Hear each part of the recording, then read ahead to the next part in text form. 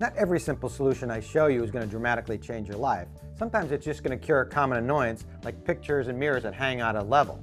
So the cure here is really a simple one. First, remove the frame from the wall, then go out and pick up a package of these stick-on rubber bumpers.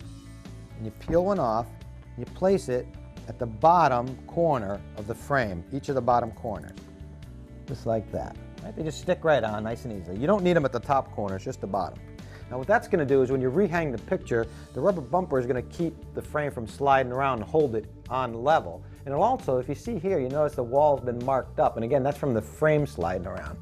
So then you just need to, let me pull out that nail a little bit. You're just going to rehang the picture, rehang the frame. I'm going to check it for level. That's pretty good right there.